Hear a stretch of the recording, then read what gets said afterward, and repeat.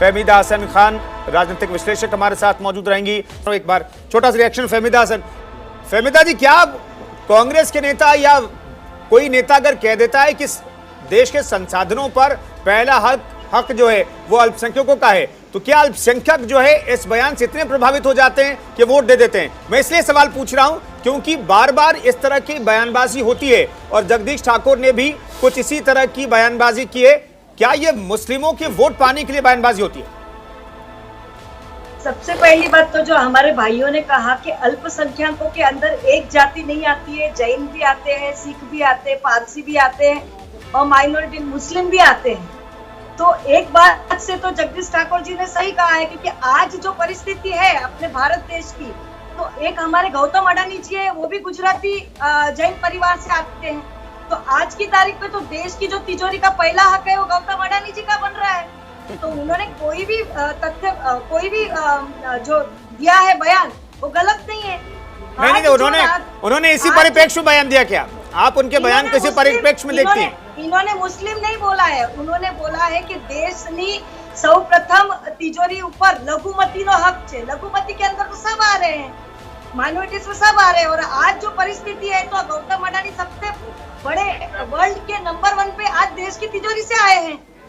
यहाँ देश का जो जीडीपी 8 से 4 हो रहा है उसके ऊपर किसी को कोई बयानबाजी नहीं करनी है। मुहिदा जी कुछ जोड़ना चाहती है इस डिबेट में? रावल साहब की आवाज कम कर लीजिए। संजय जी एक एक करके परिस्थिति देखो। संजय राणा, भाई बोल हाँ रहे ठीक हैं है। कि फहमीदा, ये सारे कर्जे कांग्रेस के टाइम पे दिए गए, तो मैं इनसे ये भी कहना चाहूंगी कि 70 साल में भारत के ऊपर जितना कर्जा नहीं था इसका भी जवाब उतना 3 गुना कर्जा आज भारत साल के अंदर। आज जीडीपी का रेट 8 से 4 पे आ गया, का फुल फॉर्म पता है? इससे भी कम है अपना। बहुत बढ़िया। और जीडीपी भी दूसरी आपको बात बताता ये है कि आज जीएसटी जो लगाया है, खाने पीने सबकी चीजों पे जीएसटी लगाया है।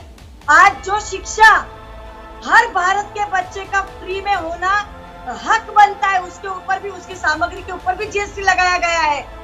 फहमीदा जी, मैं ये जानना चाहता हूँ, इस तरह की बयानबाजी से जिस मसले को रावल साहब भी उठाना चाहते हैं, जिस मसले को संसद में कांग्रेस भी उठाने की कोशिश कर रही है, विपक्ष भी उठाने की कोशिश कर रहा है, संसद के बाहर उठाने की कोशिश कर रहा है, ये मामले डिरेल हो जाते हैं क्या ऐसे बयानबाजी से?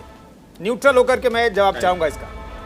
नहीं, ये जो बयानबाजी है उससे सिर्फ देश का नुकसान ही होता है और कुछ नहीं होता है। अभी तक का सब लोग मिलजुल के रह रहे हैं, लेकिन ये जो भारतीय जनता पार्टी एक जो मुद्दा लेके चलती है वो कभी भी जीडीपी पे नहीं बोलती है। रुपया नीचे गिर रहा उसके ऊपर नहीं, विकास। अच्छा ये बताइए, डॉलर और रुपया का गिरावट था, ये सारे और एनडीए 14% डिप्रिसिएशन हुआ। किस बात कर रहे हैं? किस पार्टी में बात करते हैं डॉलर की? आपको पता है? नहीं लगेगा।